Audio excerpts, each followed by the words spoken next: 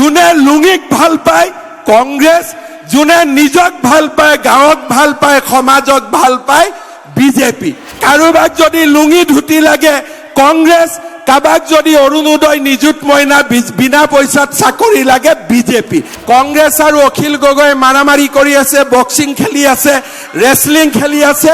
পাৱাৰত নাথাকোতেই কংগ্ৰেছ আৰু অখিল গগৈৰ মাজত বক্সিং, পাৱাৰত যদি আহে সিহঁততো মাৰামাৰি লাগি থাকিব সদায় দিনে। সেইকাৰণে এইবোৰ দলৰ কথা চিন্তা কৰি লাভ নাই। কথা শুনিব লাগিলে অখিল গগৈ, অৰুণোদয় পালে বিজেপি। যদি কোনোবাই লোকসভাত কথা শুনিব খোজে গৌৰৱ গগৈ, গেছৰ যদি দাম কমিব লাগে বিজেপি। কাৰোবাক যদি লুঙি ধুতি লাগে কংগ্ৰেছ, কাবাক যদি অৰুণোদয় নিযুত মইনা বিনা পইচাত চাকৰি লাগে বিজেপি। এইটোৱে হৈছে পাৰ্থক্য, এইটোৱে হৈছে পাৰ্থক্য।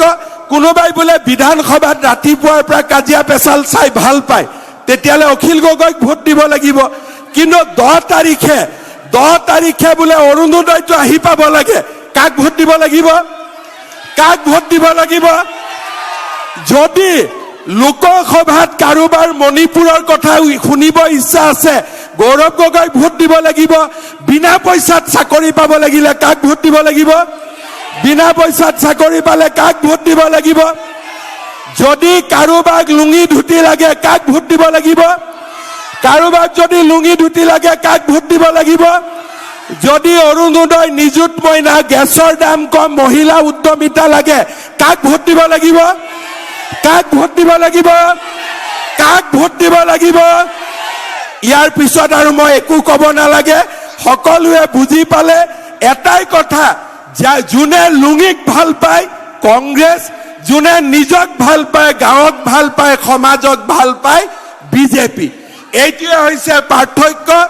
হাতী আৰু পদুম, যি বেলতত পদুম দেখা পায় তাত পদুমত দিব, য'ত হাতী দেখা পায় তাত হাতীত দিব। হাতী মানে পদুম, পদুম মানে হাতী। হ'ব? বুজি পাইছে? এজিপি বিজেপি আমি একেলগে উঠিছো। কংগ্ৰেছ আৰু অখিল গগৈ মাৰামাৰি কৰি আছে, বক্সিং খেলি আছে, ৰেচলিং খেলি আছে। আমাৰ এজিপি আৰু বিজেপিৰ মাজত বক্সিঙো নাই, ৰেচলিঙো নাই, একো নাই, মাৰামাৰিও নাই।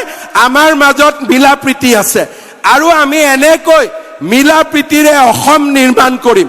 আপোনালোকে চিন্তা কৰক, পাৱাৰত নাথাকোতেই কংগ্ৰেছ আৰু অখিল গগৈৰ মাজত বক্সিং, পাৱাৰত যদি আহে সিহঁততো মাৰামাৰি লাগি থাকিব সদায় দিনে। লাগি থাকিব নে নাই আপোনালোকে কওক? সেইকাৰণে এইবোৰ দলৰ কথা চিন্তা কৰি লাভ নাই। নৰেন্দ্ৰ মোদী ডাঙৰীয়া 5 বছৰ প্ৰধানমন্ত্ৰী। অসমত আমি নৰেন্দ্ৰ মোদী ডাঙৰীয়াৰ লগত যাব লাগে। অসমখনক ভাৰতৰ ভিতৰতে এখন সৰ্বশ্ৰেষ্ঠ ৰাজ্য হিচাপে নিৰ্মাণ কৰিব লাগে।